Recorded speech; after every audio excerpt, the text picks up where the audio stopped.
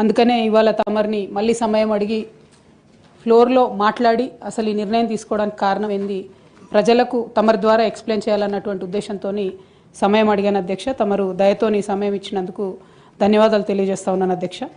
ముందుగా ఈ రాష్ట్రంలో 4 కోట్ల మంది ప్రజలుంటే 40 మంది మనం ఎమ్మెల్సీలో ఉంటాం అధ్యక్ష. పెద్దల సభలో కూర్చోవడం అనేటటువంటిది చాలా పెద్ద గౌరవం.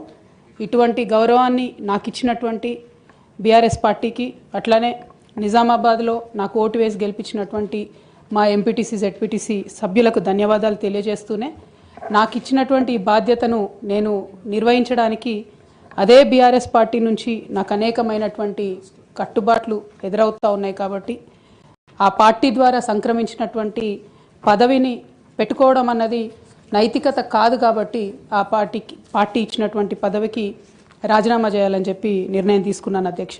దాన్ని తమరు యాక్సెప్ట్ చేయాలని ఫ్లోర్ ఆఫ్ ది హౌస్లో అడుగుతా ఉన్నాను అధ్యక్ష. అదేవిధంగా అధ్యక్ష, తమరికి తెలుసు అధ్యక్ష, నేను గత 20 సంవత్సరాలుగా ప్రజా జీవితంలో ఉన్నటువంటి వ్యక్తిని. తెలంగాణ ఉద్యమ సందర్భంలో అనేక మంది కేసీఆర్ గారి నాయకత్వం పట్ల, ప్రొఫెసర్ జయశంకర్ గారి నాయకత్వం పట్ల ఇన్స్పైర్ అయ్యి ఎంతోమంది ఉద్యమంలోకి వచ్చినటువంటి వ్యక్తుల్లో నేను ఒకదానిగా ఆనాడు 2006లో ఉద్యమంలోకి వచ్చాను అధ్యక్ష. 2006లో నేను ఉద్యమానికి వచ్చేటప్పటికే బీఆర్ఎస్ పార్టీ పొలిటికల్గా ఒక శక్తిగా ఎదిగింది అధ్యక్ష. ఆనాటికే యూనియన్ క్యాబినెట్ మినిస్టర్గా కేసీఆర్ గారు కూడా ఉన్నారు. అయినప్పటికీ నేను బీఆర్ఎస్ పార్టీలోకి రాకుండా ఇండిపెండెంట్గా తెలంగాణ జాగృతి అనేటటువంటి సంస్థను స్థాపించి ఆ సంస్థ ద్వారా తెలంగాణ ఉద్యమంలో ఎక్కడైతే గ్యాప్ ఉందో ఆ గ్యాప్ని ఫుల్ఫిల్ చేయడానికి, ముఖ్యంగా మహిళా లోకాన్ని తెలంగాణ ఉద్యమంలోకి తీసుకురావడానికి, యువమిత్రుల్ని తెలంగాణ ఉద్యమంలోకి తీసుకురావడానికి అనేక కార్యక్రమాలు చేపట్టడం జరిగింది అధ్యక్ష. అందులో ప్రధానంగా ఏదైతే మన సంస్కృతి గురించి అనేకమైనటువంటి చిన్నచూపు చూసేటటువంటి పరిస్థితి ఉన్నటువంటి సందర్భంలో మన బతుకమ్మ మన గౌరవం అని చెప్పి బతుకమ్మ పండుగను ముందుకు తీసుకెళ్ళి నేను ఊరూరా తిరుగుతూ మరి బతుకమ్మ పండుగ మన ఆత్మగౌరవానికి ప్రతీక అని చాటి చెప్పేటటువంటి ప్రయత్నం చేశాను అధ్యక్ష. అదేవిధంగా మన చరిత్రకు సంబంధించి 3000 సంవత్సరాల తెలంగాణ చరిత్రను కూడా నేను ప్రత్యేకించి ఒక చారిత్రక బృందాన్ని కూడా పెట్టుకొని మరి పుస్తకాలను కూడా వెలువరించడం జరిగింది అధ్యక్ష. తెలంగాణలో ఉన్నటువంటి చారిత్రక కట్టడాలను పరిరక్షించడానికి, ఆ కట్టడాల చుట్టూ ఉన్నటువంటి చరిత్రను కూడా నేను నిక్షిప్తం చేయడానికి చేయని ప్రయత్నం అంటూ లేదు అధ్యక్ష. అట్లానే ప్రధాన స్రవంతి మీడియాలో, సినిమాల్లో మనకు జరుగుతున్నటువంటి అవమానం పట్ల ఆనాడు ఉమ్మడి రాష్ట్రంలో చాలా తీవ్రంగా కొట్లాడడం జరిగింది అధ్యక్ష. మన భాషను, మన యాసను ప్రొటెక్ట్ చేయడానికి నా వంతు ప్రయత్నం చేశాను అధ్యక్ష. అప్పటికే ఉమ్మడి రాష్ట్రంలో ఉన్నటువంటి పాఠ్య పుస్తకాల్లో కూడా మన తెలంగాణ మహనీయుల చరిత్ర లేకపోవడం, మన తెలంగాణ సాంస్కృతిక అంశాలు లేకపోవడం, మన తెలంగాణ భాష పట్ల వివక్ష ఉండడం పట్ల కూడా శ్రీకృష్ణ కమిటీకి ఆనాడు ఇచ్చినటువంటి రిపోర్ట్లో కూడా తెలంగాణ జాగృతి తరఫున మేము ఇవ్వడం జరిగింది అధ్యక్ష. శ్రీకృష్ణ కమిటీ ఇచ్చినటువంటి ఫైనల్ రిపోర్ట్లో కూడా ఆ వాస్తవాలని వాళ్ళంతా ఊటంకించడం జరిగింది అధ్యక్ష. ఇవన్నీ కూడా మరి తెలంగాణ ప్రజలు కూడా మర్చిపోరు అధ్యక్ష. ఇవన్నీ చేస్తూ వచ్చినాం. 8 సంవత్సరాలు ఒక ఇండిపెండెంట్ సంస్థగా మేము ఉన్నాం అధ్యక్ష. అదేవిధంగా సాంస్కృతిక పరమైన అంశాలే కాకుండా బాలికల విద్య పట్ల, ఆదివాసీల హక్కుల పట్ల, మన ప్రాంతంలో ఉన్నటువంటి పరిశ్రమల్లో మన ప్రాంత ఉద్యోగులకే, మన ప్రాంత యువకులకే ఉద్యోగాలు దక్కాలనేటటువంటి అంశాల పట్ల కూడా ఆనాడు మేము పోరాటం చేయడం జరిగింది అధ్యక్ష. 2004లో నేను వాస్తవానికి అప్పటికే అమెరికాలో ఉద్యోగాలు చేస్తూ ఉన్నాం అధ్యక్ష. 2004 ఆగస్టులో నేను నా పర్సనల్ రీజన్స్ కోసము భారతదేశానికి వచ్చాను అధ్యక్ష. కానీ ఆ తర్వాత 2006లో ఎప్పుడైతే కేసీఆర్ గారు యూనియన్ మినిస్టర్ పదవికి రిజిగ్నేషన్ చేశారో అనేక మంది యువకులు తమ ఉద్యోగాలను వదులుకొని ఉద్యమంలోకి వచ్చారు అధ్యక్ష. వారితో పాటే నేను కూడా ఉద్యమంలోకి వచ్చాను అధ్యక్ష. వేలాది మందిని వారు ఇన్స్పైర్ చేసినట్టే నన్ను కూడా ఇన్స్పైర్ చేశారు అధ్యక్ష. అయితే మీ అందరికీ తెలుసు అధ్యక్ష, ఉద్యమంలో మనందరం కూడా కష్టపడ్డాం, పార్టీలకు అతీతంగా కష్టపడ్డాం. అనేక సందర్భాలు జరిగినాయి. చాలా సక్సెస్ఫుల్గా మన అంశాలని మనం ప్రజలకు చెప్పగలిగినాం, భావజాల వ్యాప్తి చేయగలిగినాం. అయితే అధ్యక్ష 2013-14లో తెలంగాణ ఉద్యమాన్ని మలుపు తిప్పేటటువంటి కీలక ఘట్టాలు జరిగినాయి అధ్యక్ష. 2013లో ఆనాడు కాంగ్రెస్ పార్టీలో ఉన్నటువంటి కొంతమంది నాయకులు మరి కేసీఆర్ గారిని మీరు ఢిల్లీకి రండి, సోనియా గాంధీ గారు నిర్ణయం తీసుకున్నారు తెలంగాణ ఇస్తారని చెప్పి పిలిపిస్తే మేము కుటుంబ సమేతంగా 2013లో ఢిల్లీకి వెళ్ళడం జరిగింది అధ్యక్ష.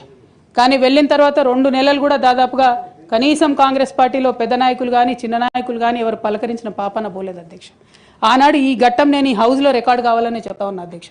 ఎందుకంటే ఇవాళ అనేక మంది తెలంగాణ ఉద్యమంతో సంబంధం ఉన్నవాళ్ళు, లేని వాళ్ళు, కొత్తగా రాజకీయాల్లోకి వస్తున్నటువంటి వాళ్ళు కూడా తెలంగాణ ఉద్యమంలో మీ పాత్ర ఏంటి అని మాట్లాడుతున్నటువంటి సందర్భంలో గల్లీలో కొట్లాడటమే కాదు ఢిల్లీలో లాబియింగ్లో కూడా నా పాత్ర ఉందని చెప్పడానికే హౌస్లో ఈ మాట చెప్తా ఉన్నాను అధ్యక్ష. అయితే 2013 అధ్యక్ష జూలై ఆగస్ట్ టైంలో మరి అక్కడే ఉన్నాము, ఎక్కడ కూడా కదలిక లేదు. అటువంటి సందర్భంలో ఆనాడు మేడం సోనియా గాంధీ గారు ఎవరైతే ఈ కీలకమైన నిర్ణయం తీసుకోవాలో వారికి సంబంధించి ముఖ్య అనుచరుడుగా ఆస్కర్ ఫెర్నాండెస్ గారు ఉండేవారు అధ్యక్ష. తమరందరికీ తెలిసి ఇప్పుడు లేరు, వారు పెద్దవారు. అయితే వారితో నాకున్నటువంటి సొంత పరిచయాలతోని వారికి కేసీఆర్ గారికి సపరేట్గా నేను ఒక మీటింగ్ పెట్టించడం జరిగింది అధ్యక్ష. ఇదంతా in the interest of the state formation అధ్యక్ష. ఆ తర్వాత సోనియా గాంధీ గారు ఇంటర్ఫియర్ అయ్యి ఒకటే రోజులో అధ్యక్ష 7 నుంచి 8 సార్లు కమ్యూనికేట్ అయ్యి మాట్లాడి ఆ తర్వాత తెలంగాణ సాధన అనేటటువంటి అంశం ముందుకెళ్ళింది అధ్యక్ష. ఆ విషయం తమరికి కూడా తెలుసు అధ్యక్ష. 2013 ఆగస్టు సెప్టెంబర్ నుంచి మొదలు పెడితే 2014లో తెలంగాణ బిల్లు పాస్ అయ్యేంత వరకు కూడా మనందరం కూడా నిప్పుల కుంపటి మీద కూర్చున్నాం అధ్యక్ష. ఏ క్షణంలో ఏ ఆంధ్ర లాబీస్ట్లో వచ్చి ఇది చెడగొడతారో, ఏ క్షణంలో తెలంగాణ రాకుండా పోతుందో అని అందరం కూడా ఏమంటారు దీపపు చుట్టూ చేయబెట్టిన కాపాడుకున్నట్టు మనందరం కూడా ప్రయత్నం చేసినాం అధ్యక్ష. అందులో నా పాత్ర కూడా కొంత ఉంది అని చెప్పడానికే ఈ విషయాన్ని నేను చెప్తా ఉన్నాను అధ్యక్ష. ఆ తదనంతర పరిణామాల్లో 2 సభల్లో కూడా మరి తెలంగాణ బిల్లు పాస్ అయింది. తర్వాత టీఆర్ఎస్, అప్పుడు టీఆర్ఎస్ ఉన్నటువంటిది కాంగ్రెస్లో మర్జ్ అవ్వాలనేటటువంటి ఒక పొలిటికల్ డెసిషన్ జరుగుతున్న సందర్భం అధ్యక్ష.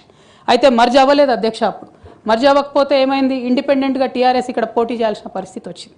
వాస్తవానికి అధ్యక్ష ఏ మహిళ అయినా కూడా ఒక కెరీర్ ఎంచుకునే ముందు, ఒక ఉద్యోగం చేసే ముందు తన కుటుంబం ఏంటి, కుటుంబ పరిస్థితి ఏంటి, రేపు పొద్దున్న నేను ఉద్యోగం చేస్తే నా పిల్లలకు సమయం ఇవ్వగలుగుతానా, కుటుంబ వ్యవహారాలకు సమయం ఇవ్వగలుగుతానా అని ఆలోచించుకుంటారు అధ్యక్ష. నేను కూడా ఉద్యమంలోకి వచ్చే ముందు 3 నుంచి 4 నెలలు చాలా సుదీర్ఘంగా ఆలోచించి నా జీవిత భాగస్వామితో చర్చించిన తర్వాతనే నేను ఉద్యమంలోకి రావడం జరిగింది అధ్యక్ష.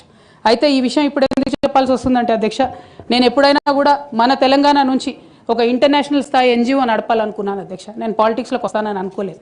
కాకపోతే 2013-14లో ఎప్పుడైతే ఈ పరిణామాలు జరిగినాయో, టీఆర్ఎస్ పార్టీ ఒంటరిగా పోటీ చేయాల్సి వచ్చిందో అధ్యక్ష, ఆనాడు నాకు పార్టీ నుంచి వచ్చినటువంటి రిక్వెస్ట్ ఏంటంటే, నువ్వు నిజామాబాద్లో చేసినటువంటి పనికి నిన్ను నిజామాబాద్లో దాదాపుగా ఇంటింటికి గుర్తుపడతారు కాబట్టి నువ్వు ఎంపీ టికెట్ తీసుకొని అక్కడ ఉంటే అందరు ఎమ్మెల్యేలు మనం గెలిచేటటువంటి ఆస్కారం ఉంటుంది కాబట్టి నువ్వు ఇక్కడ పోటీ చేయాలని ఆనాడు టీఆర్ఎస్ పార్టీ నాకు పిలిచి పార్లమెంట్ టికెట్ ఇచ్చింది అధ్యక్ష. నేను ఎప్పుడు కూడా వారిని అడుక్కొని టికెట్ తీసుకోలేదు అధ్యక్ష. ఆ నిజామాబాద్ ప్రజలు దాన్ని గౌరవించారు. 9కి 9 కంప్లీట్గా నిజామాబాద్లో ఎమ్మెల్యేలను గెలిపించారు అధ్యక్ష. తద్వారా టీఆర్ఎస్ ఇండిపెండెంట్గా ఆనాడు అధికారంలోకి వచ్చింది అధ్యక్ష. అందరం సంతోషపడ్డాం అధ్యక్ష.